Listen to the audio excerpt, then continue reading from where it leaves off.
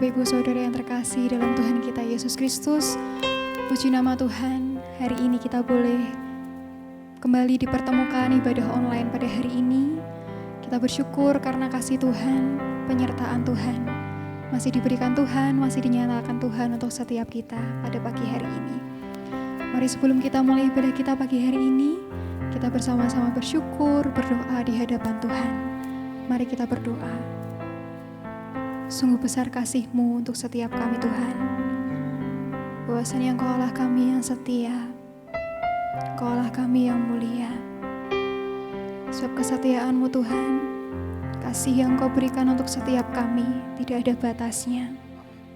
Setia-Mu Tuhan, tidak pernah Engkau lepaskan kami sedetik pun. Engkau tidak akan pernah meninggalkan kami sedetik pun. Sehingga pada pagi hari ini, kami boleh merasakan kasih-Mu. Kami boleh merasakan kasih setia-Mu yang besar untuk setiap kami. Dan biarlah pagi hari ini Tuhan, kami membawa hati kami, membawa hidup kami untuk kami datang memuji, memuliakan nama-Mu. Untuk kami menyembah-Mu Allah kami yang mulia. Untuk kami menyembah-Mu Allah kami yang dahsyat. Raja di atas segala raja. Sebab hormat kemuliaan sampai selama-lamanya hanya layak kami muliakan Engkau Tuhan. Terima kasih Bapa, terima kasih Yesus. Kami mulai ibadah kami hari ini di dalam nama Tuhan Yesus Kristus. Sebab Engkau Allah yang telah memulai segala sesuatunya. Bahwa segala sesuatunya baik adanya Tuhan. Engkau menciptakan setiap kami. Engkau membentuk setiap kami.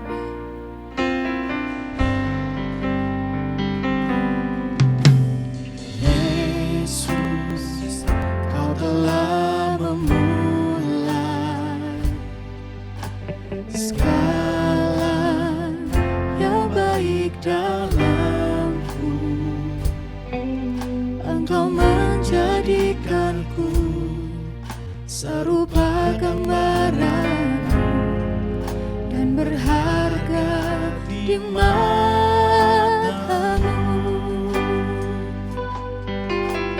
Yesus, Kau telah memulai karya yang mulia dalam-Ku. Kau berikan hidup sebagai ganti dosa-Mu, karena kasih-Mu padaku.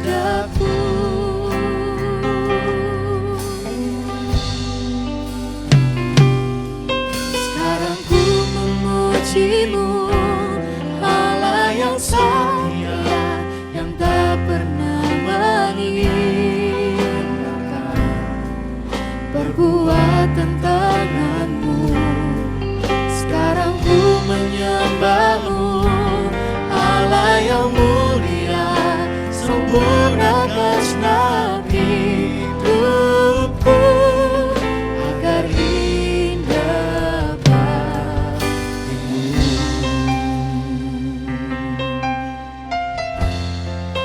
Oh Yesus, Yesus, Kau telah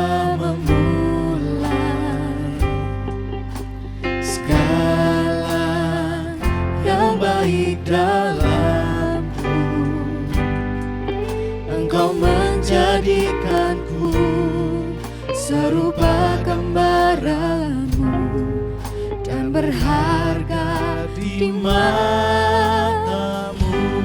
Yesus Tuhan, Yesus, Kau telah memulai karya mulia dalam-Ku. Kau berikan hidup-Mu sebagai ganti dosa-Mu, karena kasih-Mu padaku. Sekarang ku memuji-Mu, Allah yang setia, yang tak pernah meninggalkan perbuatan tangan-Mu. Sekarang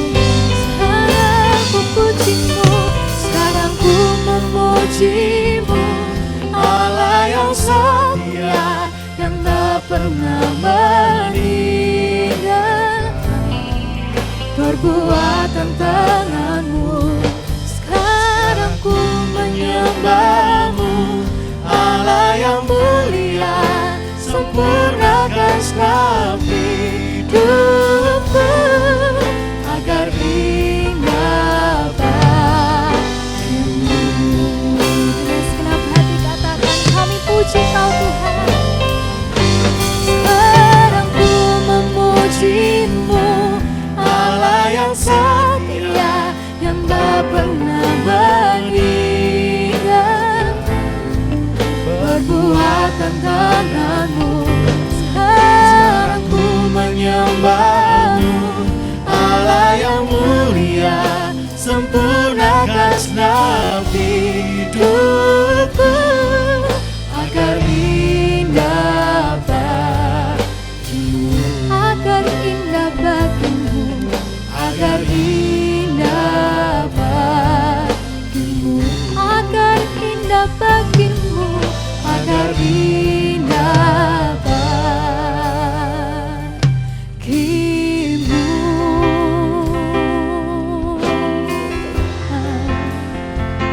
Kami memujimu Tuhan, yang setia, kami menyembahmu Allah yang Yesus. sempurna.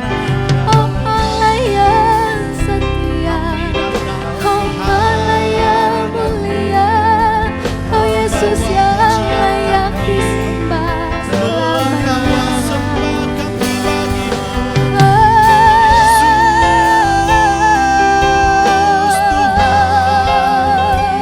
Kami menyembahmu Tuhan, kami pujimu Yesus. Mengangkat padamu Tuhan, mulut kami bersorak memujimu, kami perlu kau hati kami Tuhan. menyembahmu Tuhan. Yesus yang mulia, Yesus yang kuasa, oh Allahku, oh Bapakku Tuhan. Kami sembah, kami muliakan Namamu Tuhan, jadi atas segalanya, oh Allahku yang mulia. Sembah Tuhan, sembah Tuhan, oh Yesus, sembah Tuhan,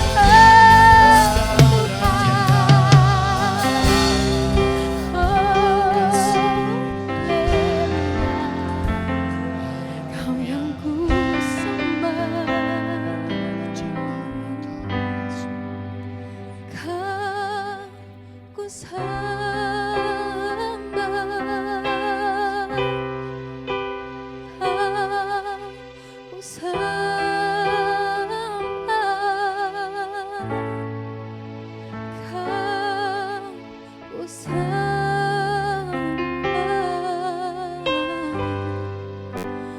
oh Tuhan.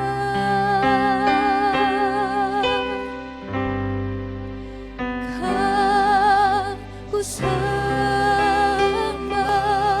oh Yesus yang ku sembah. Kau ku sembah,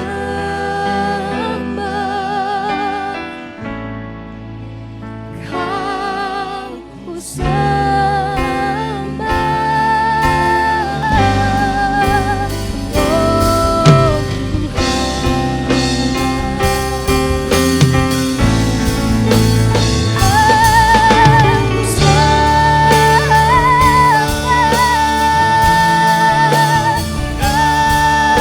Tuhan.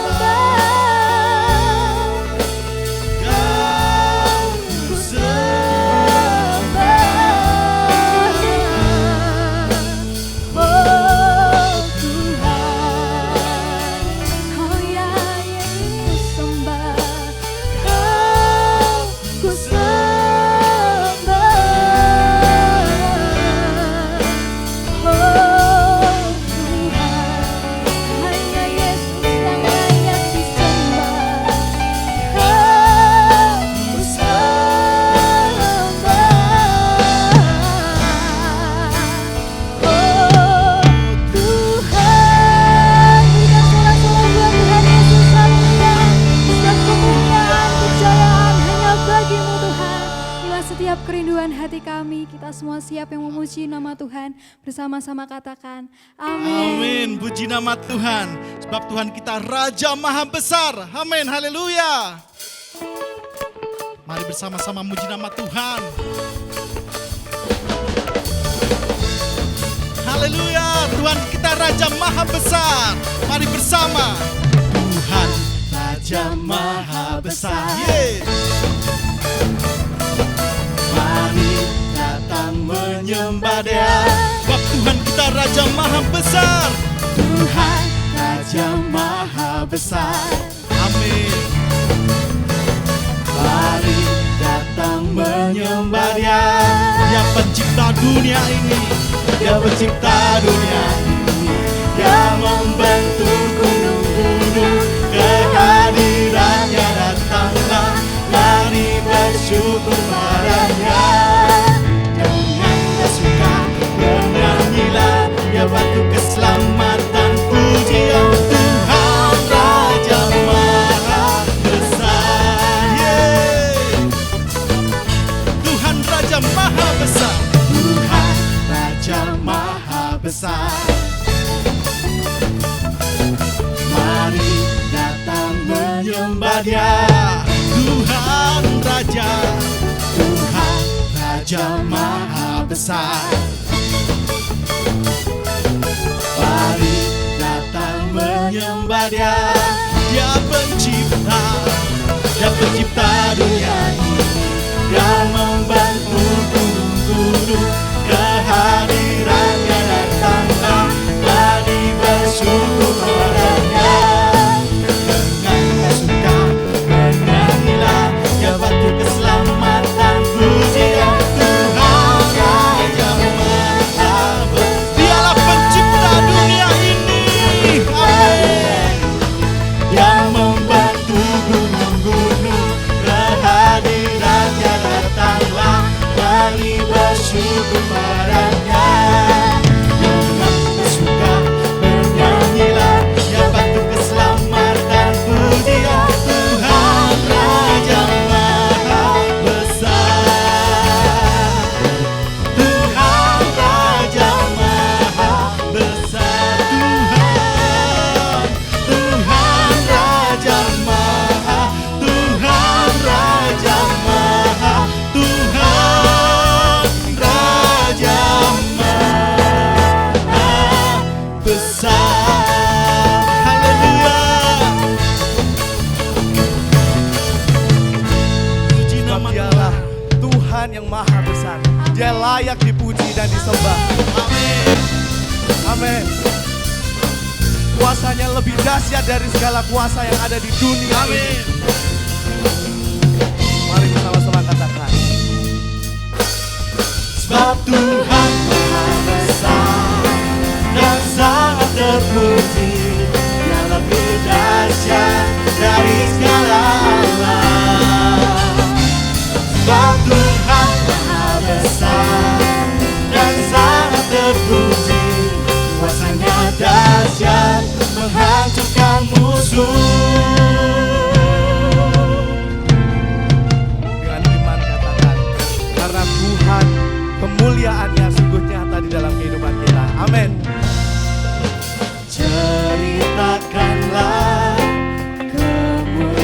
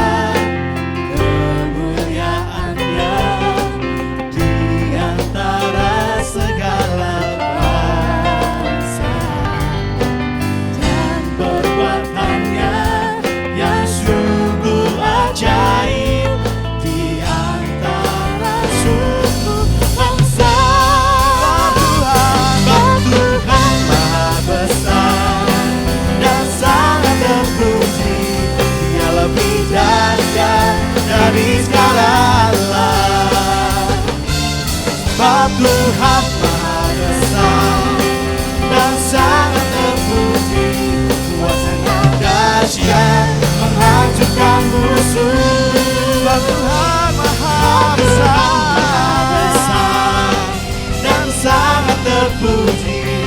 Dia lebih dahsyat dari segala Allah. Sebab Tuhan maha besar dan sangat terpuji. Kuasanya dahsyat menghancurkan musuh. Kuasanya dahsyat menghancurkan musuh. Kuasanya dahsyat, dahsyat, dahsyat menghancurkan musuh.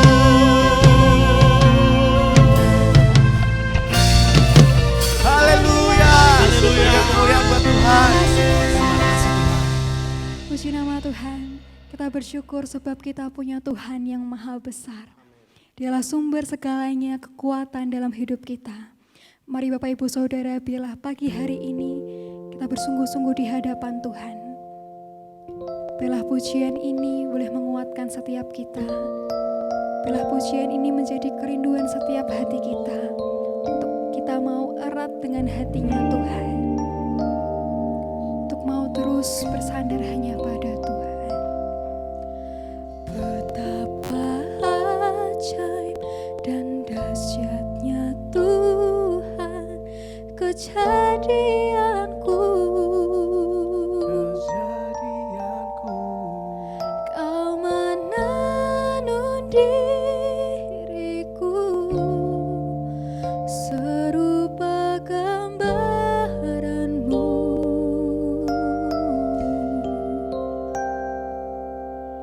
Sungguh berharga di matamu Tuhan, kehidupanku.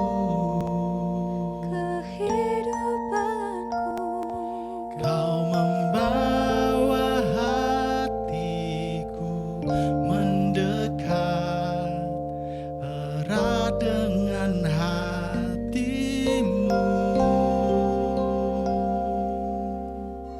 Yesus, Ku mengangkat wajahku, memandang keindahan-Mu, Yesus. Syukur bagi kesetiaan-Mu di sepanjang hidupku. Dan ku angkat tanganku ke tata kasih dan karunia-Mu.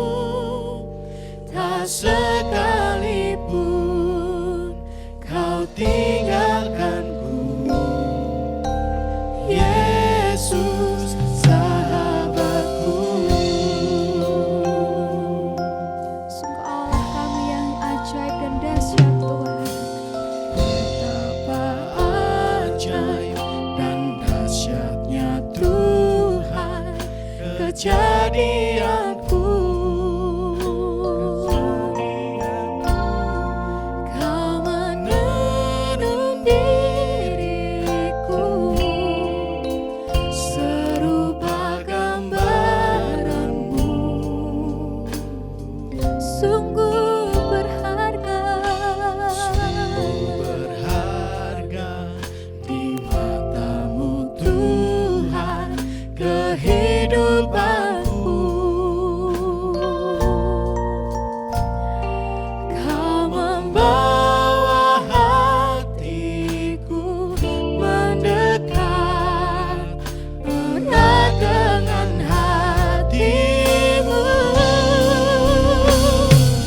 Kau mengangkat wajahku, memandang keindahan-Mu, Yesus. Syukur bagi kesetiaan-Mu di sepanjang hidupku. Dan ku angkat tanganku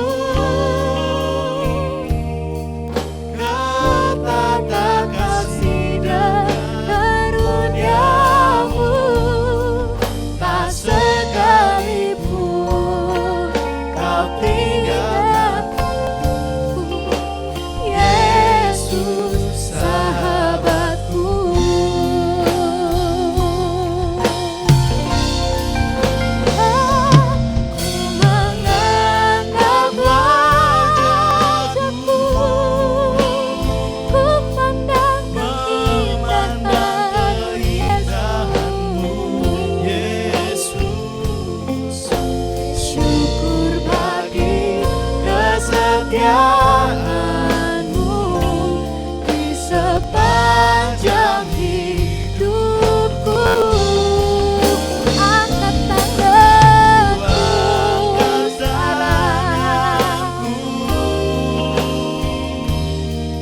katakan kasih dan karunia-Mu, tak sekalipun Kau tinggalkanku. Yesus, sahabatku, tak sekalipun Kau tinggalkanku. Yesus, sahabatku, tak sekalipun Kau tinggalkanku. Yesus, sahabatku. Shalom Bapak Ibu, puji Tuhan kembali lagi kita boleh bersama ibadah lewat online. Ketika Bapak Ibu mengikuti ibadah online kali ini, Bapak Ibu sudah di penghujung tahun 2020. Dan di dalam bulan Desember, pada umumnya semua gereja memasuki acara yang meriah, yaitu merayakan kelahiran Juru Selamat atau Natal. Tetapi puji Tuhan, tahun ini kita tidak merayakan Natal secara meriah, tetapi tetap kita akan bersama-sama mengikuti suasana Natal dengan mereview, mengulang kembali makna berita kelahiran Juru Selamat.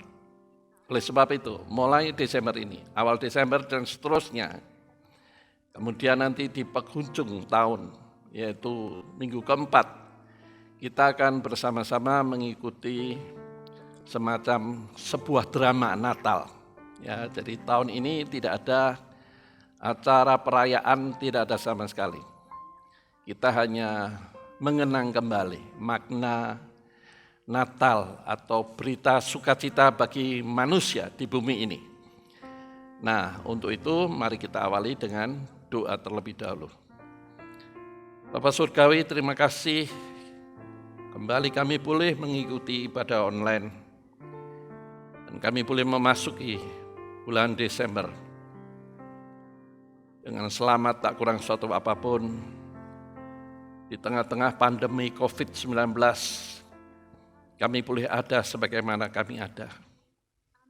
Itu menunjukkan bahwa Engkau punya rencana dalam hidup kami. Kami belum dipanggil pulang. Itu menunjukkan bahwa kami masih diharapkan untuk menjadi alat-alat kemuliaan-Mu.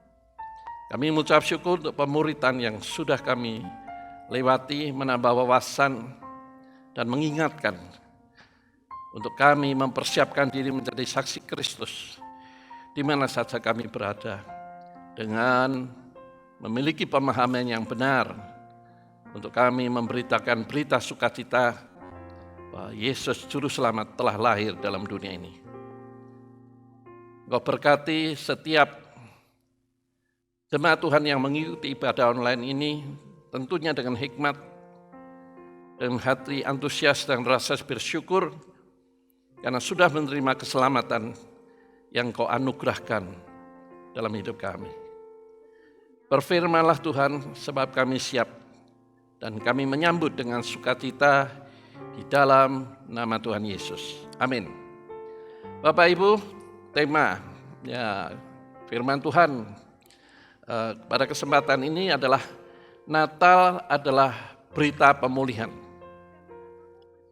Di dalam khotbah saya seringkali saya menekankan tentang pentingnya kita ini mengevaluasi hidup, apakah sudah mengalami perubahan. Sebab perubahan bukan perubahan, sampai kita mengalami perubahan. Lalu siapa yang bisa menilai kita ini sudah berubah? Orang lain, bukan kita. Kalau kita merasa sudah sekian tahun menjadi orang percaya, rasanya sudah berubah. Nah, ini artinya kita ini tidak mengalami pemulihan. Oleh sebab itu, mengawali minggu pertama di bulan Desember ini, kita akan kembali mengulang makna dari kelahiran Yesus dengan judul Natal adalah berita pemulihan. Bapak Ibu harus melihat fakta. Manusia di mata Tuhan itu adalah berdosa. Di dalam gambar ini kelihatan bahwa manusia berdosa karena keberadaannya. Keberadaannya apa? Karena dia adalah keturunan Adam dan Hawa. Kalau dia keturunan Adam dan Hawa, berarti sejak lahir kita ini sudah memiliki benih dosa. Ya, jangan kita terjebak bahwa kita ini lahir pasti suci bersih, tidak ada dosanya. Tidak. Sebab nenek moyang kita, manusia pertama Adam dan Hawa itu jatuh dalam dosa, maka setiap manusia, keturunan manusia pasti memiliki benih dosa. Ya, dan benih dosa ini ujungnya maut, kematian kekal. Jadi kita harus melihat makna Natal atau kelahiran Juru Selamat di dalam dunia ini adalah anugerah luar biasa bagi manusia. Sebab di dalam keberadaan yang berdosa itu manusia tidak bisa membuat hidupnya berkenan di hadapan Allah. Karena dosa itu menjadi penghalang manusia ketemu Tuhan. Doa pun tidak akan didengar dalam keberadaannya sebagai manusia berdosa. Hanya berpikir semoga, tidak yakin. Nah, inilah makna Natal yang sesungguhnya, yaitu manusia berdosa akan mengalami kebinasaan kekal, tetapi karena begitu besar kasih Allah kepada manusia, sehingga diberikan anaknya yang tunggal, firman yang tidak kelihatan menjelma menjadi manusia. Kelahirannya lewat perawan Maria. Dan kuasa Roh Kudus melahirkan Yesus sebagai juru selamat manusia. Nah, itu adalah berita sukacita. Natal telah lahir juru selamat manusia. Nah, apakah hanya sekedar menerima keselamatan dan selesai? Tidak. Karena dalam keberadaannya yang berdosa itu manusia bukan makin berkurang, dosanya makin bertambah-tambah.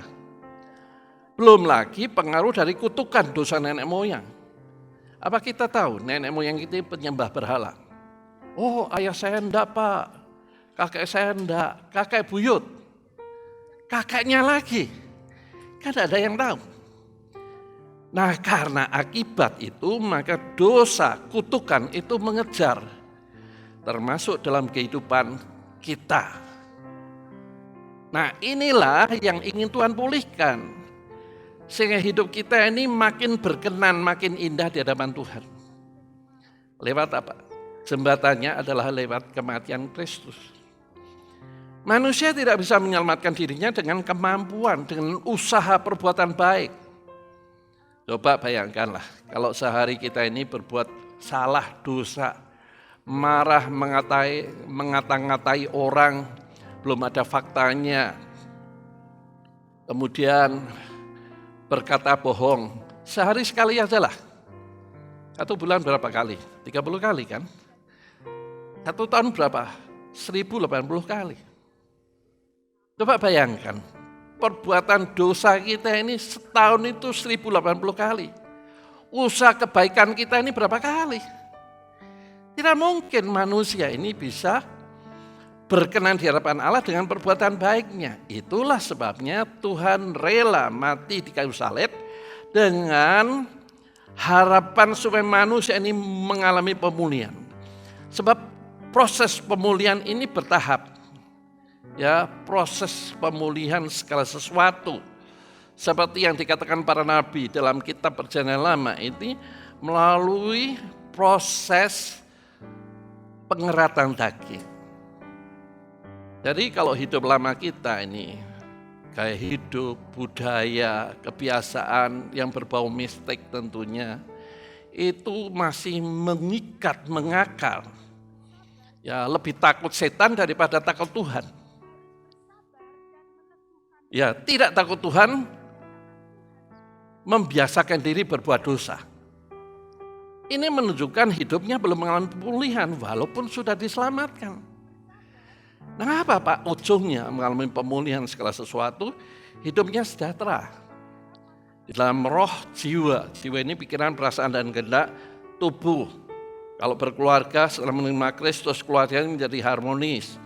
Kalau ekonominya sedang bangkrut, ekonominya menjadi sukses dan berhasil. Itulah sasaran Tuhan. Supaya orang percaya ini bukan sekedar percaya diselamatkan, diampuni dosanya dan berhenti nunggu sampai mati masuk, kalau nanti mati masuk surga, enggak.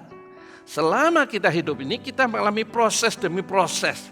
Prosesnya apa? Lewat pengeratan daging. Konsepnya mau dirubah enggak? Gaya hidupnya. Ya, percaya hal-hal yang berbau mistik. Seperti kejatuhan cecak, waduh, ini apa maksudnya? Itu masih dipercaya. Kalau matanya kedut, ya berkedut yang di atas, itu maksudnya apa? Kalau di bawah maksudnya apa?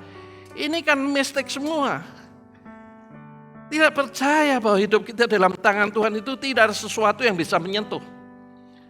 Sehingga kalau kita ini bisa melewati pandemi selama 9 bulan, itu semua kita percaya karena anugerahnya. Karena perlindungannya semata. Karena virusnya kan tidak kelihatan. Virus COVID-19 ini tidak kelihatan. Dalam pergaulan kita tahu enggak? Oh, orang yang sedang kita ajak bicara ini, dia kena virus yang disebut orang tanpa gejala. Itulah sebabnya pemerintah menganjurkan 3M, pakai masker, membersihkan, pegang apapun harus memberikan tangan dan jaga jarak. Itu maksudnya adalah untuk kebaikan kita. Kalau kita dalam perlindungan Tuhan, terus warna virusnya itu sombong, pasti akan mengalami kematian dan tidak berkenan di hadapan Allah. Hidupnya tidak berguna. Hidupnya tidak memberi dampak. Proses pemulihannya belum selesai, mati duluan. Nah, ini salah siapa? Manusianya. Jadi Tuhan ingin manusia berdosa ini mengalami pemulihan lewat iman kepada Yesus. Yesus satu-satunya jalan. Nah, minggu depan saya akan menyampaikan. Yesus adalah jawaban. Jawaban apa? Semua aspek kehidupan.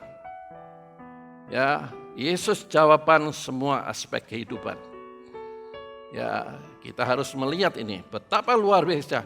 Hidup dalam zaman anugerah, dalam era perjalanan baru ini luar biasa. Dalam perjanjian lama itu, waduh, untuk ketemu Tuhan harus melewat perantara, yaitu para imam yang dipercaya untuk menyampaikan pesan Tuhan. Zaman sekarang kita kan bisa ketemu Tuhan langsung. Jadi hubungan seperti ini harus kita ketahui dan kita mengalaminya. Bukan sekedar tahu tapi mengalaminya. Jadi hanya lewat Yesus, only one way, satu-satunya jalan.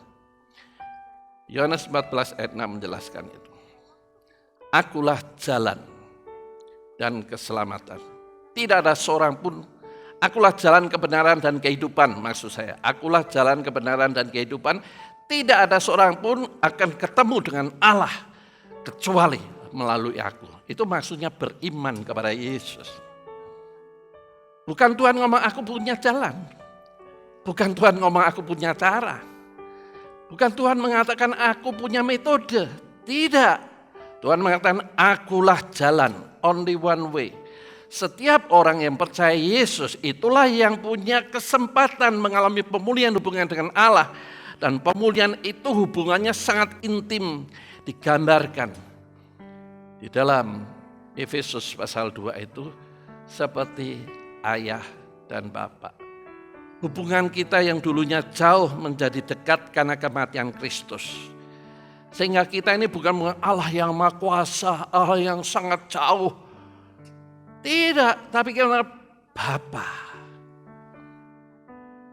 Itulah pemulihan yang Tuhan inginkan di dalam kehidupan setiap orang yang beriman kepadanya. Kalau kita belum, ada sesuatu yang salah. Kita belajar.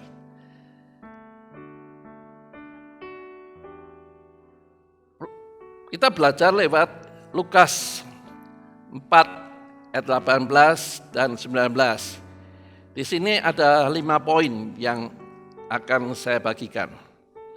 Dalam Lukas pasal 4 ayat 18 dan 19 itu berkata demikian.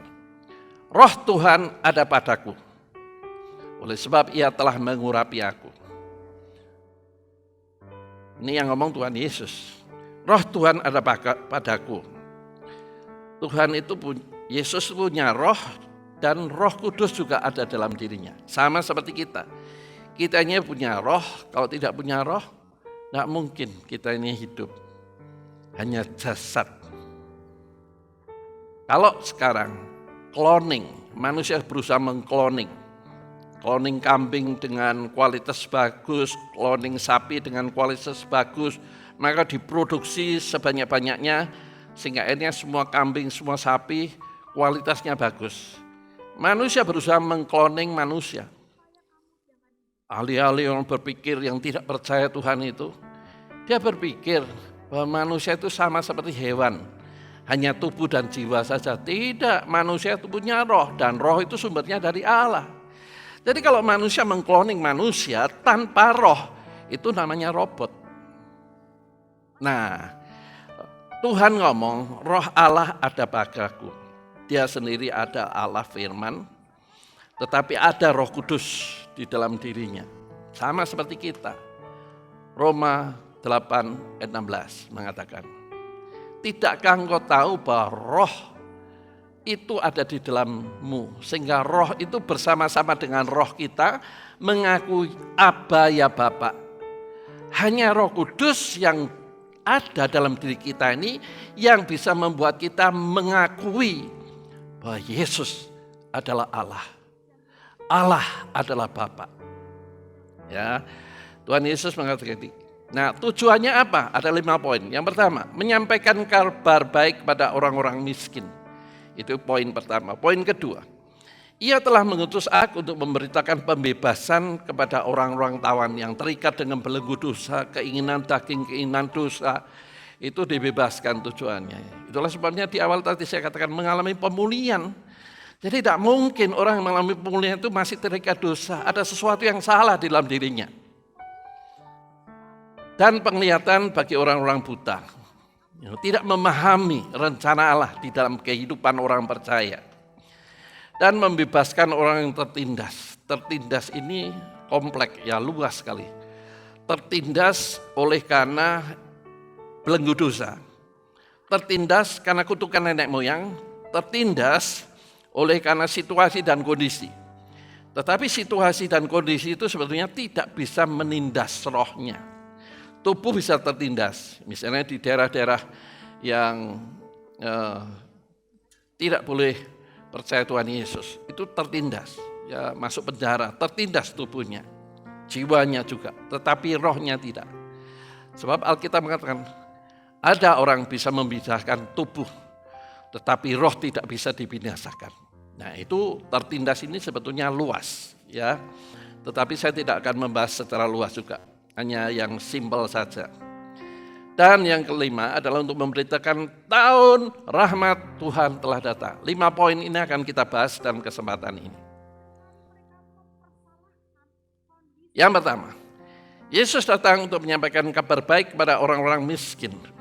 Nah, orang miskin di sini adalah gambaran manusia yang tidak memiliki kekayaan rohani. Tetapi di dalam Matius pasal 5 ayat 3, berbahagialah orang yang miskin di hadapan Allah.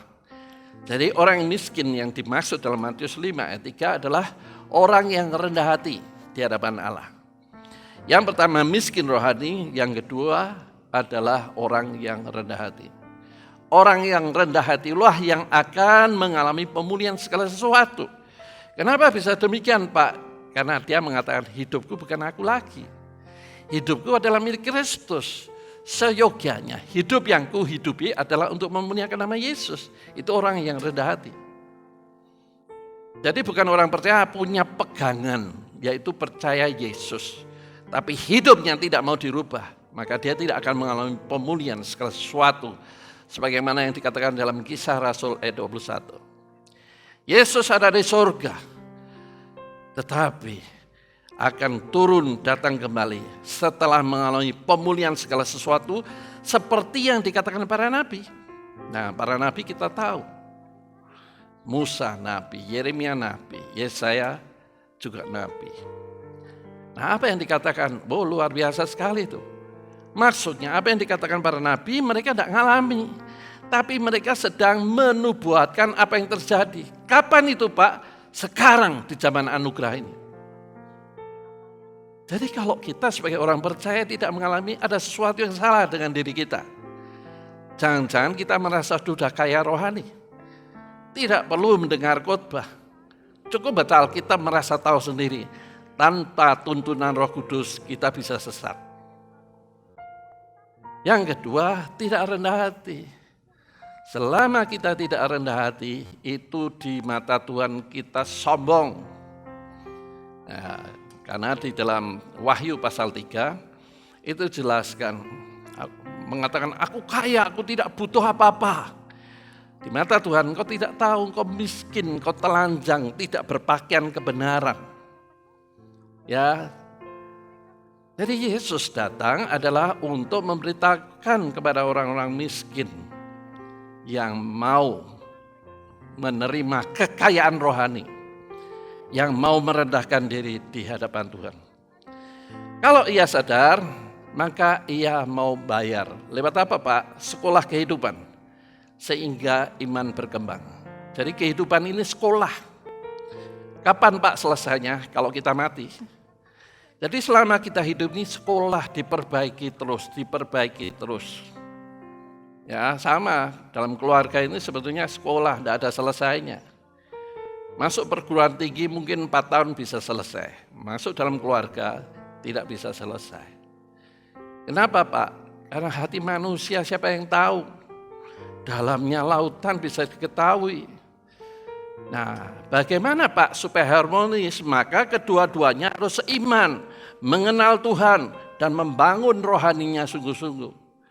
Sebab tanpa itu riskan sekali. Sebab apa? Orang percaya dikatakan orang terang. Kenapa bisa seperti itu? Karena ada terang di dalam hidupnya. Yohanes 8 ayat 12. Terang itu ada dalam hidupmu sehingga engkau tahu jalan hidup yang terang. Jadi kalau orang terang dengan gelap tanpa percaya Yesus, bagaimana mungkin bisa hidup sejalan? Pasti akan terjadi percekcokan dan kasihan anaknya. Aku harus mengikuti siapa? Ya. Nah, sekolah kehidupan ini dimulai dengan iman. Iman itu adalah percaya setiap perkataan Tuhan. Percaya ajaran Tuhan, percaya hukum Tuhan. Untuk melaksanakan mudah? Tidak mudah. Kenapa? Karena logikanya, jiwanya ini seringkali menghalangi. Pikirannya khususnya. Dalam 2 Korintus pasal 10 ayat 3, 4, dan 5 mengatakan, ya, manusia itu membangun tembok menghalangi mengenal Tuhan. Tembok itu siapa yang bangun? Manusia. Dikatakan ayat 4, keangkuhan hidup, sombong. Nah, itu yang menghalangi untuk mengenal Tuhan. Selama kita tidak rendah hati, tidak bisa mengenal Tuhan dengan baik dan benar. Jadi perlu rendah hati. Nah, iman itu berkembang, bertumbuh. Tidak mudah itu, iman berkembang karena iman berkembang lewat pencobaan. Misalnya, tidak punya uang hari ini, apa yang akan kita lakukan? Berlutut, berdoa, atau mencari hutang? Ya cari hutang toh Pak, sebab anak saya butuh susu, kalau tidak makan saya bisa puasa, anak saya kan tidak bisa puasa. Hutang toh Pak, nah itu namanya tidak beriman. Coba perhatikan pengalaman Nabi Elia. Dia disuruh nunggu di sungai Kerit 3,5 tahun. Bayangkan itu. Sampai sungai Kerit kering. Dari mana Nabi Elia bisa makan burung? Tuhan aja bisa mengutus burung. Tuhan diperintah Tuhan memerintahkan burung untuk memberi makan Elia. Setelah sungai Kerit kering, baru disuruh pergi ke janda Sarfat. Jadi kita melihat iman itu ada harga yang dibayar. Yaitu tidak lagi menggunakan logika, tapi menggunakan kebenaran firman sebagai patokan. Kebenaran firman sebagai patokan apa? Nabi Elia saja dipelihara. Mosok kita anaknya tidak dipelihara? Nah, dalam khotbah Tuhan di atas bukit, ya Matius pasal 6 ayat 25. Jangan kamu khawatir apa yang kamu makan, minum, dan pakai. Lihat burung di udara ada Tuhan pelihara secara luar biasa. Mosok kita anaknya tidak pelihara? Lihat bunga bakung itu. Pakaian Salomo ada tidak seindah bunga bakung di ladang. Yang hari ini pagi tumbuh mekar dan sore layu. Mosok anak Tuhan tidak dipelihara? Jadi iman itu adalah percaya tidak menggunakan logika. Tidak menganalisa. Nah, kebiasaan-kebiasaan seperti itu jelas tidak enak. Di mana Pak tidak enak? Daging. Kebiasaan dosa, makanan. Ya, kebiasaan berbohong. Kebiasaan ingin dipuji, dipuja, selfish, mengasihi diri sendiri. Itu tidak enak. Itu perlu dikerat. Ya, Matius 16 ayat 24 mengatakan, barang siapa ingin menjadi murid, maka ia harus pikul salib setiap hari. Pikul salib dimaksud bukan ini. Enggak. Itu kan hanya segelintir orang yang menirukan seperti itu. Semuanya sudah selesaikan Tuhan Yesus. Tuhan Yesus hanya menunggu kerelaan kita untuk taat tunduk sampai titik darah terakhir. Nah, kalau itu proses itu mau dijalani, maka ayo mengatakan engkau akan muncul seperti emas yang dimurnikan. Ya, lewat apa? Iman yang bertumbuh, berkembang. Iman yang taat 100% melakukan firman. Kemudian dikatakan membeli pakaian putih dalam Wahyu pasal 3 itu. Belilah pakaian padaku supaya tidak kelihatan ketelanjanganmu. Ini berbicara kebenaran yang harus dikenakan agar tidak nampak ketelanjangannya. Ya, di dalam Matius 22 ayat 12-14 itu mengatakan banyak yang dipanggil, sedikit yang dipilih. Kenapa? Ketika dipanggil dia tidak mengenakan pakaian kebenaran. Di dalam pemuritan kemarin sudah keluar dan saya melihat banyak yang salah. Jadi orang tidak mengenakan pakaian kebenaran itu tidak layak untuk masuk dalam pesta perjamuan anak domba Allah. Sebab Wahyu 19 ayat 7-8 menjelaskan. Mereka yang berpakaian linen putih yang layak menyambut mempelai pria. Artinya kita bisa terangkat kalau kita mengenakan kebenaran dalam hidup ini. Inilah sebetulnya makna Natal. Berita pemulihan dalam hidup kita dalam semua hal. Sebab manusia dalam dosa itu kemuliaan Allah hilang. Di mata Tuhan tanpa pakaian kebenaran itu telanjang. Kebenaran itulah yang menutupi ketelanjangan. Sebab Adam dan Hawa begitu jatuh dalam dosa maka dia malu. Kenapa? Kemuliaan Allah diambil. Nah, kedatangan Kristus adalah mengenakan kembali kemuliaan Allah. Kemuliaan Allah yang tidak bisa dilihat ketelanjangan oleh Tuhan dan iblis adalah pakaian kebenaran. Jadi orang percaya pada Tuhan Yesus belum mengenakan pakaian kebenaran, dia bisa kesantet, dia bisa kerasukan. Karena tidak mengenakan pakaian kebenaran. Pakaian kebenaran ini berbicara tentang konsep, cara berpikir, berbicara tentang emosi, perasaan cinta, menyembah, mengasihi Tuhan. Berbicara tentang tingkah laku dan perbuatan. Jadi kalau tidak mengenakan kebenaran dalam hidupnya, di mata setan telanjang, itu bisa disantet, itu bisa dirasuki. Jangan mengalahkan Tuhan. Katanya orang percaya tidak bisa dimasuki Roh Kudus. Iya, karena Roh Kudus ada dalam dirinya. Tetapi masalah Roh Kudus ada dalam dirinya enggak? Sebab Roh Kudus itulah memimpin, membimbing, mengajar segala sesuatu. Jadi kalau kita tidak mau dipimpin, diajar segala sesuatu, kosong kan hidup kita. Ya.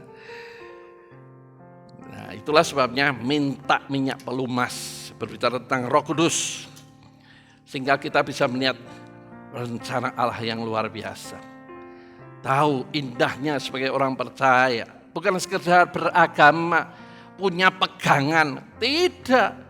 Hidup kita yang mengalami pemulihan segala sesuatu.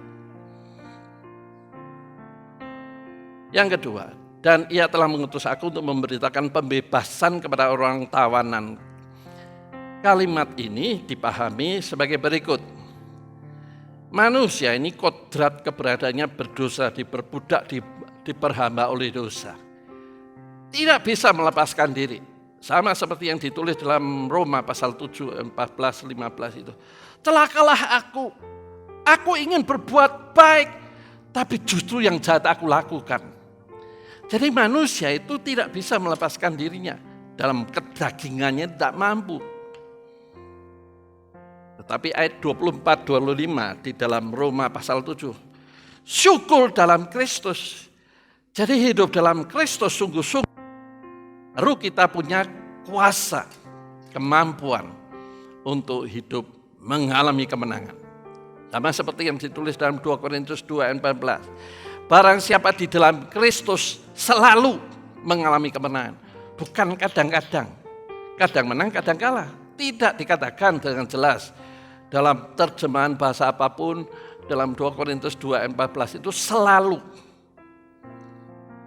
Jadi manusia di luar Kristus diperhamba dengan dosa.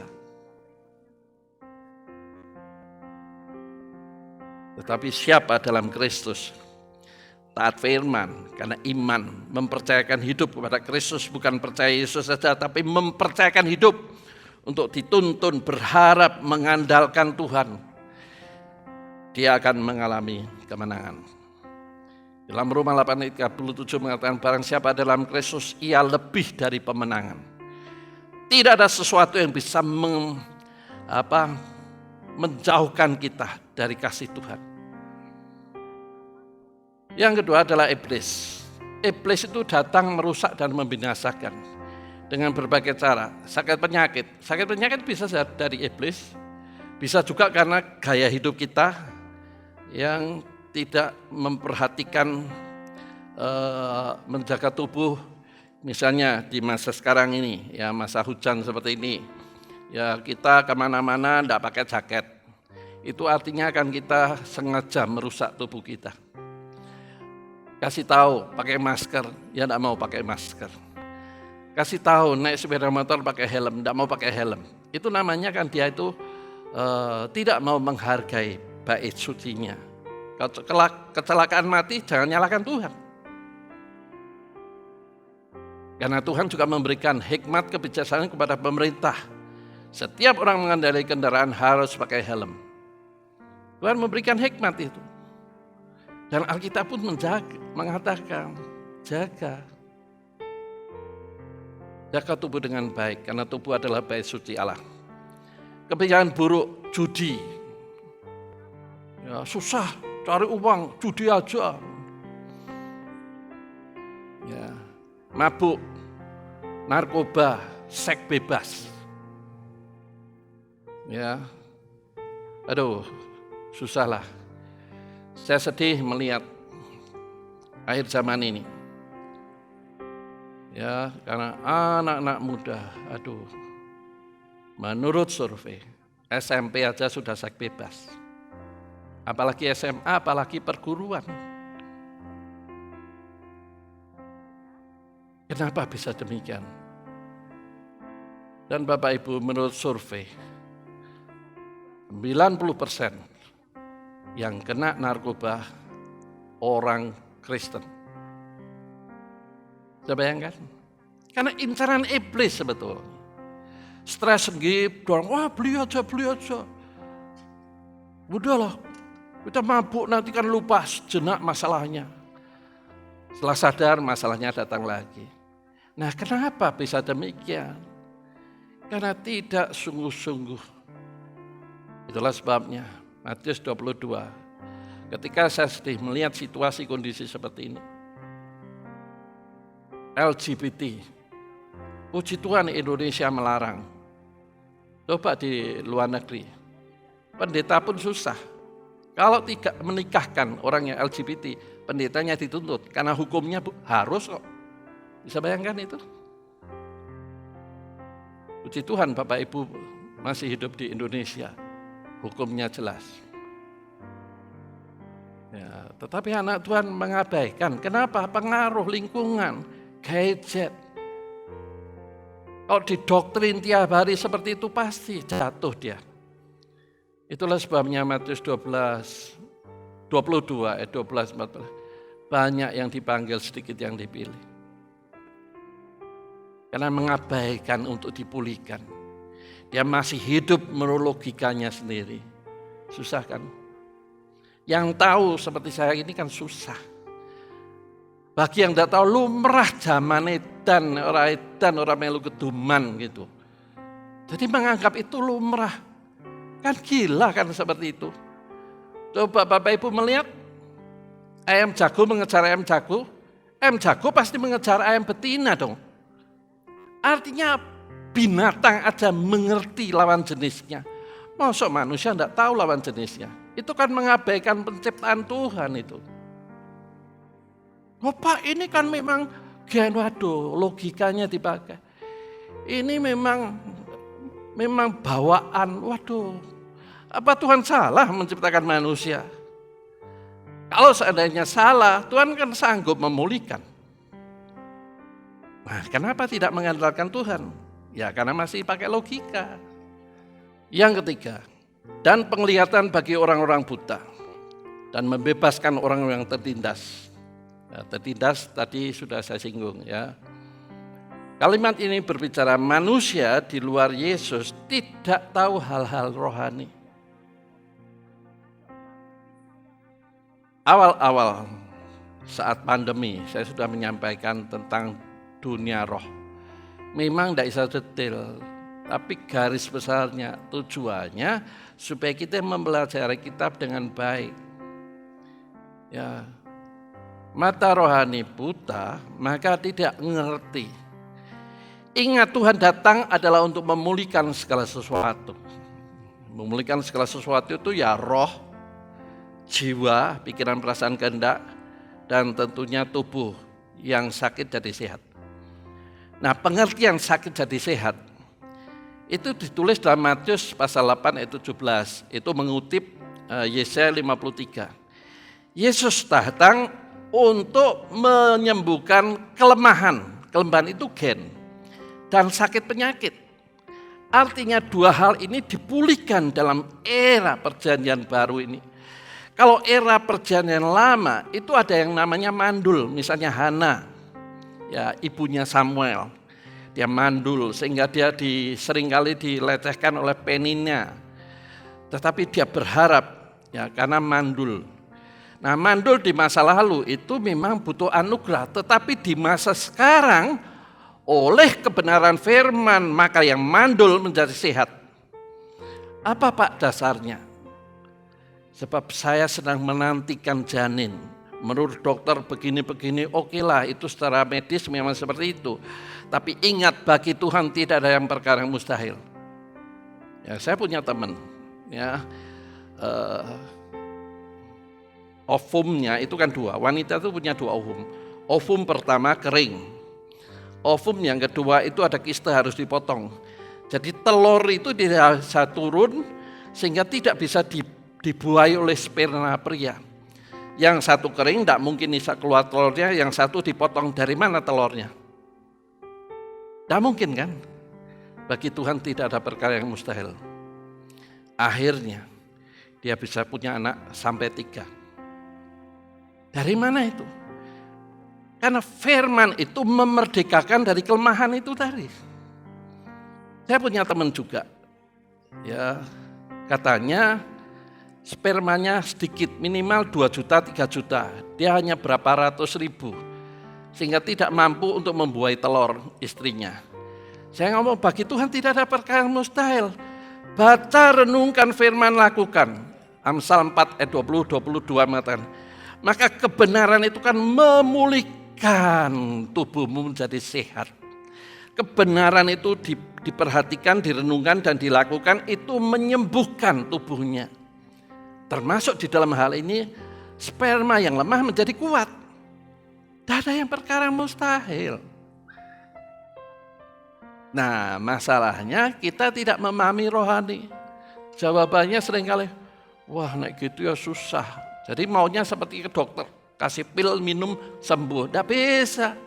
Tuhan sedang melatih kita mengalami pemulihan lewat ketaatan, penundukan, submit, rendah hati di hadapan Tuhan.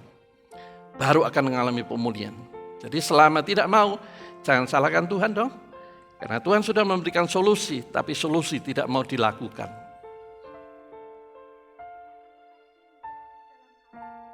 Kedatangan Yesus adalah mencelikkan mata rohani betapa mengerikan hidup tanpa keselamatan. Hanya ketika mau berbalik kepada Yesus baru mengalami pemulihan. Bagaimana Pak supaya kita ini punya kepastian? Tidak ada cara lain. Iman tumbuh itu imannya makin kuat. Imannya makin kuat, dia tidak akan bimbang dan ragu. Setiap perkataan Tuhan dan apa yang Tuhan katakan, pemulihan segala sesuatu walaupun saat ini belum mengalami, tapi yakin Tuhan akan memberikan. Itu iman. Nah, kalau orang tidak punya iman, cobalah mendengar vonis dokter, waduh ada kankernya, langsung drop. Mati aku. Tidak ada iman nih. Kalau punya iman, apa terus tidak diizinkan ada penyakit kanker? Diizinkan. Saya mengenal hamba Tuhan luar biasa itu, kena kanker di perutnya. Tetapi saat dibesuk orang, bukan orang yang besuk yang menguatkan dia. Dia yang sakit menguatkan yang membesuk. Coba bayangkan itu. Jadi bukan berarti kalau punya iman tidak ada sakit penyakit, tidak. Tapi sakit penyakit tidak menakutkan dia ketika mati. Karena tahu kalau mati masuk surga. Jadi iman itu yang membawa pemulihan. Kalau tidak tumbuh imannya, dia hanya punya pegangan, tapi bingung dalam menjalani hidup dan tantangan ini. Lalu bagaimana caranya? Berbalik pada Kristus. Fokus. Hanya Tuhan yang sanggup membawa kepada pemulihan.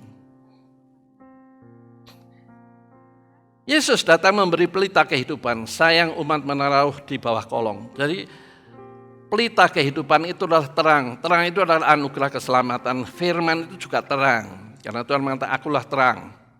Ya, dan terang sudah diberikan dalam hati. Nah, terang ini seringkali keselamatan ini saya simpulkan supaya mudah. Natal ini sebenarnya adalah berita pemulihan segala sesuatu. Tetapi orang yang menerima keselamatan menganggap remeh. Kalau susah baru bingung. Tuhan tolong ini. Nah, dicari-cari. Di dalam Lukas 11 ayat 33-36 jangan kasih pelita itu di bawah kolong rumah. Zaman dulu menyimpan segala sesuatu bukan di gudang tapi di bawah kolong rumah. Itu artinya kan mengabaikan keselamatan. Sedangkan keselamatan itu dicari bangsa-bangsa. Nah, kalau kita sendiri tidak yakin dengan keselamatan diri kita sendiri, bagaimana kita bisa memuridkan orang lain? Kan tidak mungkin. Akibatnya kita masih hidup dalam kegelapan. Yang keempat, sudah mau selesai nih. Dan membebaskan orang tertindas untuk memberitakan tahun rahmat Tuhan telah datang. Jadi kedatangan Kristus atau Natal adalah Yesus datang agar manusia mengalami kebebasan dan dipulihkan semua area kehidupannya. Masa depan penuh pengharapan. Seperti apa Pak masa depan penuh pengharapan? Ya seperti yang dikatakan firman. Sebab saya tidak bisa memberi contoh. Contoh A, itu A. pengalaman hidup A dan hidup kita kan beda. Tetapi percayalah, janji Tuhan itu ya dan amin. Matius 24 ayat 35 menjelaskan, walaupun langit bumi ini boleh lenyap, tapi firman-Nya tetap selama-lamanya. Artinya janji Tuhan itu pasti digenapi. Nah, masalah janji digenapi itu cepat atau lambat tergantung kita, bukan tergantung Tuhan. Tuhan sedang menunggu. Ayo bangkit, berlari-lari pada tujuan. Seperti yang dikatakan Filipi 3 ayat 13 itu. Berlari-lari pada tujuan panggilan Tuhan. Di sanalah kamu baru menerima hadiah-hadiah. Tanggalkan yang lama, fokus berpaling kepada Tuhan Yesus dan berlari-lari pada panggilannya. Jadi tingkatkan baca Alkitab, karena di situ petunjuk mengalami pemulihan. Bagaimana Pak dengan kasus masalah yang sedang saya hadapi? Percaya firman itu memang aksara yang mati. Tetapi ini berisi kebenaran. Kebenaran itu diimani, itu akan melompat menjadi rema. Dan itu jawaban. Banyak sebetulnya peluang bisnis itu. Cuma masalah orang kan gengsi. Aku tidak biasa, tidak mau, tidak bisa. Tidak bisa apa tidak mau? Kan beda tuh. Bisa itu kalau mau belajar. Kalau sudah tidak mau, ya kasih peluang apapun, ya tetap memilih apa yang disukai. Dan umumnya orang yang disukai itu kan maunya enak, tidak susah-susah. Ya, susah ya seperti itu. Nah, dipulihkan apa? Rohnya dari pengaruh kepercayaan ditanam sejak kecil mengalami kebebasan. Roh ditanamkan sejak kecil kalau kita hidup di tengah lingkungan perkampungan. Biasanya orang tua ini, ayo nak masuk rumah ini sudah gelap, nanti setan pada gentayangan. Lari semua. Itu kan cara mendorong anak supaya cepat pulang mandi, mempersiapkan diri, makan dan belajar dan seterusnya. Dan itu dipegang. Akhirnya gelap itu langsung takut. Kalau giliran lampu mati langsung ketakutan. Mendengar suara krasek langsung takut. Loh, kita ini tidak tahu firman Tuhan. Kita ini biji mata Allah. Firman Tuhan mengatakan, coba Bapak Ibu kalau naik sepeda motor tidak pakai kacamata, tidak pakai helm, kena binatang, kan sakit kan? Nah, kita ini seperti biji mata Allah. Jadi tanpa seizin Tuhan tidak ada binatang yang diizinkan masuk mata kita. Itu artinya kita ini jangan takut. Ya, Yohanes 10 ayat 29 mengatakan, orang percaya dia ada di dalam tanganku. 28 mengatakan begitu, 29 tidak ada kuasa apapun yang bisa merebut mereka yang ada dalam tanganku. Artinya setan mau merebut kita, dekat Tuhan aja sudah hangut. Jadi kalau kita hidup dalam tangan Tuhan, setan mana yang berani mendekat kita? Jangan takut. Nah, kenapa takut itu? Karena kurang kasih. Yohanes 4, 1 Yohanes 4 ayat 18. Kasih kepada Kristus itu yang menghilangkan ketakutan. Ketakutan setan, ketakutan masa depan, itu semua karena kurang mengasihi Tuhan. Mengasihi Tuhan artinya tidak taat.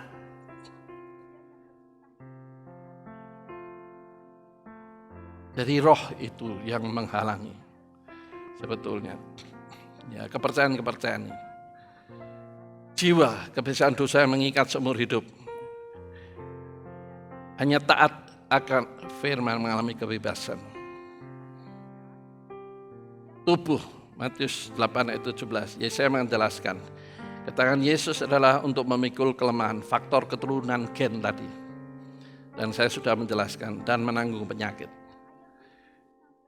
Penyakit itu tidak akan datang ketika hidup kita selaras firman. Karena firman itu memerdekakan. Kita harus meyakini ini. Ya, saya itu dulu alergi apapun. Makan santan alergi, makan seafood alergi. Hari ini tidak, tapi bukan berarti saya menjadi pemakan segala, enggak. Karena tahu bahwa itu bisa merusak organ tubuh saya. Makan sekedarnya oke, tidak masalah.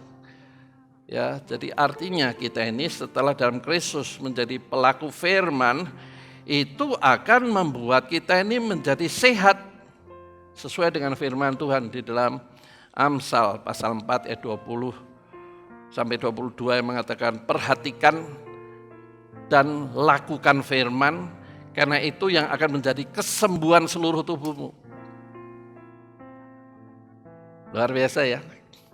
Firman itu luar biasa. Jadi kalau kita sebagai orang percaya tidak mau melakukan firman kan aneh gitu loh. Kepercayaan ini di mana? Bukan beragama tok. Nah, penyakit.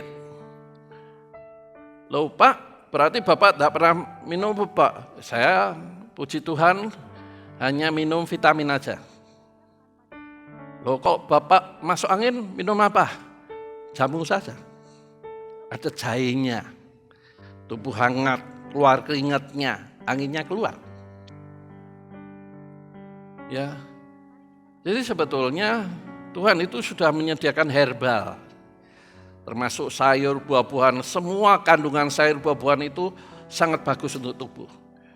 Nah, berbicara tentang roh, kita harus tahu roh di dalam kita ini lebih besar dari segala roh-roh jahat di udara. Jiwa itu konsep. Ya, konsep paradigma falsafah ini akan hilang dengan sendirinya kalau kita ini taat baca firman dan melakukan. Tubuh menjadi sehat juga seperti itu. Nah, di dalam Ibrani 4 ayat 12 mengatakan firman itu seperti pedang bermata dua yang memisahkan roh dan jiwa dan terus masuk ke sumsum. Bapak Ibu tahu? Artinya firman yang kita perhatikan itu bisa memisahkan roh, pengaruh nenek moyang, jiwa, pengaruh falsafah, dan tubuh. Sumsum itu kan sumber darah. Jadi kalau firman itu sampai balung sumsum, tubuh kita jadi sehat. Firman itu seperti itu, ilmiah sekali itu. Kalau Bapak Ibu membaca dalam Ibrani 4 ayat 12, dan ada kaitannya dengan Amsal pasal 4 ayat 20-22. Jadi faktor kelemahan akan pulih kalau mau baca dan lakukan firman. Penyakit disembuhkan oleh kuasa darah Yesus. Tapi jangan kita jadi pemakai skala kalau sakit, oh ada kuasa darah Yesus, itu namanya jarak. Seperti orang harus naik sepeda motor harus pakai helm. Oh, popo. Kalau jatuh, kuasa darah Yesus menyembuhkan. Ya enggak bisa ya, rasakan sendiri. Saya punya teman, ya seperti itu anak muda milenial gitu. Waktu mudanya itu enggak mau, ketawa aja. Begitu jatuh gegerutak, sekarang kowe sopo?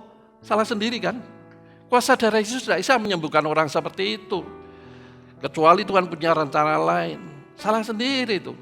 Sekarang dari tapi akhirnya sudah meninggal. Susah menderita sampai tua. Salah siapa? Salah sendiri. Karena di dalam Tuhan itu ingin memulihkan semua aspek. Yang terakhir, Yesus datang agar manusia bisa merasakan rahmat Tuhan yang begitu luar biasa dalam kemuliaan yang semakin besar. Dikatakan dalam 2 Korintus 3 ayat 18, itu penguatnya. Kamu akan dibawa dari satu kemuliaan kepada kemuliaan yang lebih lagi.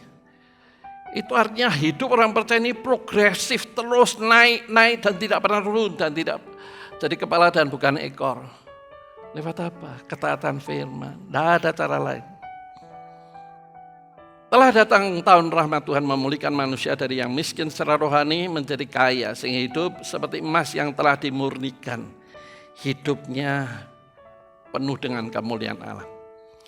Dengan cara taat firman memerdekakan manusia lawas sifat kebiasaan buruk ganti sifat Kristus yang muncul. Beli ya agar tidak mau kelihatan ketelanjangannya.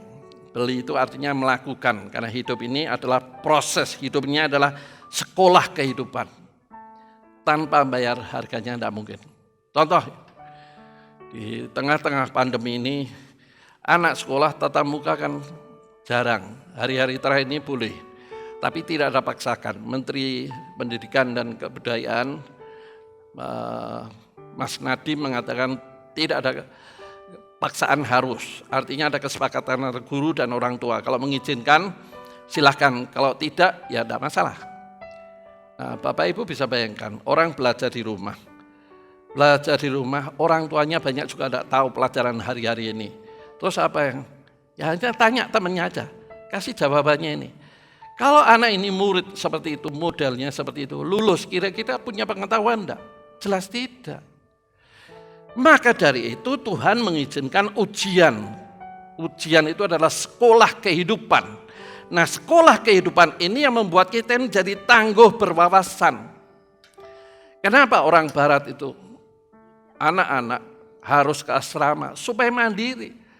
Zaman sekarang anak SMA aja enggak tahu ngambil sepatu aja senang dipasangkan. Ini kan konyol orang tuanya. Tidak bisa mandiri. Di luar negeri tidak ada pembantu, semua harus sendiri. Ngepel, masak, setrika, nyuci, semua mandiri. Kalau tidak mau mandiri, jangan mimpi sekolah di luar negeri. Kalau misalnya seperti itu dilakukan, ada pembantu hanya untuk ngepel, cuci, masak, dan pasang sepatu. Apa tidak dibully sama teman-temannya? Bisa bayangkan? Jadi Tuhan ini Natal adalah berita untuk memulihkan. Nah, firman Tuhan ini adalah mereview, mengingatkan kembali. Apakah kita ini sudah mengalami pemulihan? Sejauh mana pemulihan itu? Saya hanya menyampaikan, saya ini penyambung lidah firman. Tidak ada tendensi, indikasi apapun. Saya hanya ingin Bapak Ibu mengalami pemulihan. Amin. Hanya Roh Kudus yang mencelikkan mata rohani, sehingga tahu arti dan tujuan hidup dan melihat kasih rahmat Tuhan. Jadi perjalanan hidup manusia, orang percayanya adalah daging dan roh. Selalu seperti itu. Roh mengatakan, taat nak, kamu akan mengalami, apa? Hidup di dunia sekali kok taat. Teman-teman sukaria, masa aku taat. Nah itu kan daging dan roh. Roh mengingatkan, daging menolak. Itu pergumulan hidup. Oleh sebab itu kita harus meninggalkan hidup yang lama dan hidup baru taat firman.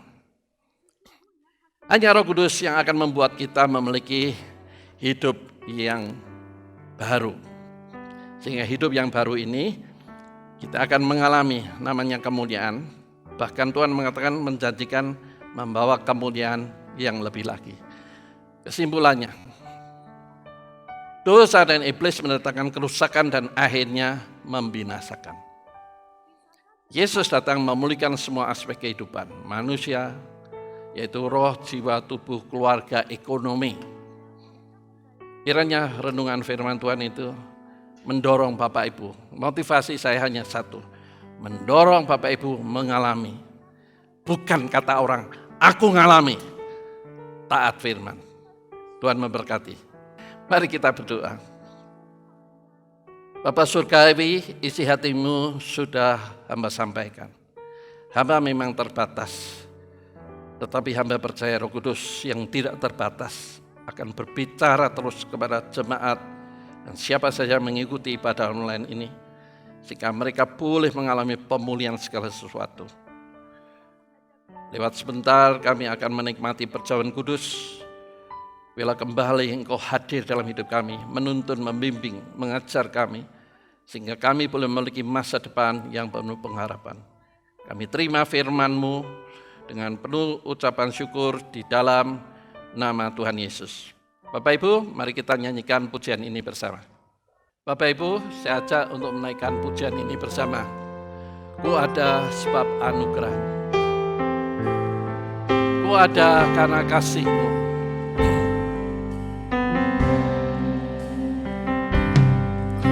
Ada sebab anugerah-Mu, ku ada karena kasih-Mu, Tuhan Yesus. Ku berterima kasih buat kasih rahmat. Ku ada sebab anugerah-Mu. Ku ada sebab anugerah-Mu. Ku ada karena kasih-Mu, Tuhan Yesus. Ku berterima kasih buat kasih rahmat. Terima kasih, Terima kasih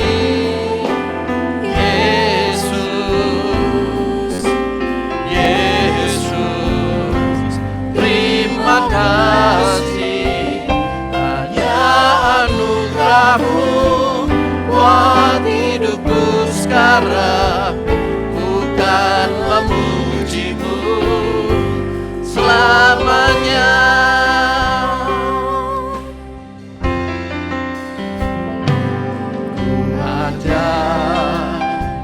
Sebab anugerah-Mu, ku ada karena kasih-Mu, Tuhan Yesus. Ku berterima kasih buat kasih rahmat. terima kasih, Terima kasih Yesus, Yesus. terima kasih Tuhan. Ku anugerah-Mu, Anugerah-Mu buat hidupku sekarang. Bukan memuji-Mu selamanya. Terima kasih.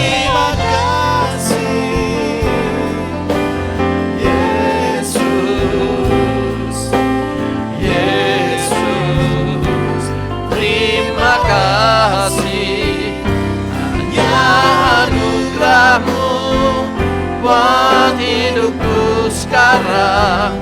Bukan memuji-Mu selamanya. Hanya memuji-Mu selamanya. Bukan memuji-Mu selamanya. terima kasih Tuhan untuk anugerah-Mu. Terima kasih Tuhan untuk rencana-Mu. Terima kasih untuk kesetiaan-Mu. Kau sekali-kali tidak pernah meninggalkan kami sendirian. Ampuni Tuhan kalau selama ini kami mengabaikan rencana-Mu begitu agung, begitu indah, begitu mulia. Biarlah lewat perjamuan kudus yang sebentar lagi kami akan ambil, kami boleh merasakan kehadiran-Mu, memberikan damai, sukacita, pengharapan baru. Sehingga roh kami kembali menyalanya, memandang hari esok dengan antusias. Karena tahu Tuhan memimpin, menolong setiap langkah hidup kami. Siapkan hati kami untuk mengambil perjamuan kudus. Dan semua permohonan doa ucapan syukur ini kami naikkan di dalam nama Tuhan Yesus. Amin. Baik Bapak Ibu, sudah nyiapkan roti, hosti, kue, dan kalau ada anggur, kalau tidak ada teh atau sirup, tidak apa-apa. Karena semua itu adalah lambang saja. Ya, yang penting hati kita, kerinduan kita. Kalau Bapak Ibu sudah siap, mari angkat roti di tangan kanan kita dan dengarkan firman Tuhan. Ketika mereka sedang makan, Yesus mengambil roti, mengucap berkat, memecah-mecahkannya, lalu memberikannya kepada murid-muridnya dan berkata, ambillah, makanlah, inilah tubuhku. Mari kita makan lambang tubuh yang terpecahkan, yaitu digambarkan lewat hosti atau roti. Kita makan dengan iman di dalam nama Tuhan Yesus.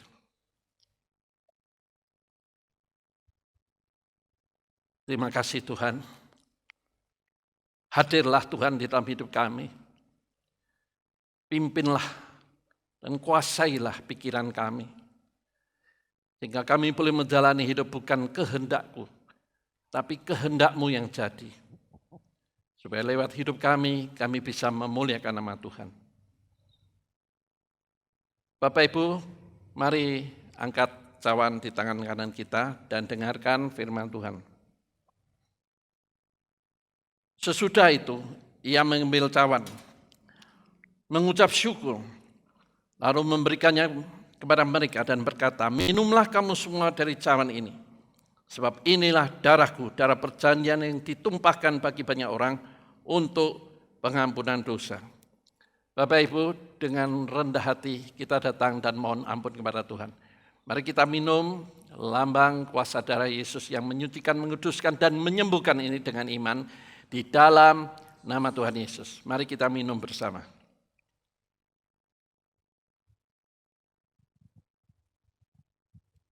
Terima kasih Tuhan, kami percaya Engkau akan mengampuni segala dosa, salah tindakan, perbuatan kami yang bodoh.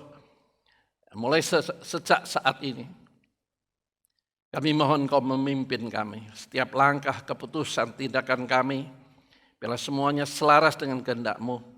Supaya makin hari kami makin dipulihkan. Dan lewat hidup yang dipulihkan, kami bisa memuliakan nama Tuhan. Kami bersyukur setiap jemaat yang mungkin saat ini mendambakan jaman kuasa darah Yesus. Jamah Tuhan, karena kuasa-Mu tidak pernah berubah dahulu, sekarang, sampai selama-lamanya. Sehingga jemaat-Mu yang mengalami gangguan dalam kesehatan boleh mengalami kesembuhan ilahi, mujizat terjadi. Dalam nama Tuhan Yesus, semua permohonan doa dan ucapan syukur ini kami naikkan. Amin. Bapak Ibu, kita akan mendengarkan pengumuman. Setelah itu saya akan mendoakan doa berkat kepada Bapak Ibu. Pengumuman minggu ini adalah sebagai berikut. Pada masa siaga COVID-19, mari saudara tetap menjaga kesehatan. Kita terus membangun kehidupan rohani secara pribadi maupun bersama keluarga di rumah masing-masing. Tetaplah berdoa untuk keluarga, gereja, kota, bangsa, dan negara kita.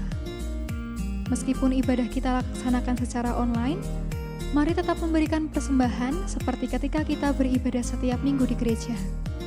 Persembahan dapat diserahkan kepada bendahara gereja, Bapak Yusa Hartono, melalui rekening atau dimasukkan ke kotak persembahan yang ada di gereja. Gereja buka setiap hari pukul 10 pagi sampai 3 sore. Demikian pengumuman minggu ini, Tuhan Yesus memberkati. Baik. Bapak Ibu, angkat hatimu, angkat tanganmu. Saya mendoakan Bapak Ibu dari tempat ini. Bapa Surgawi, Engkau melawat setiap umat-Mu.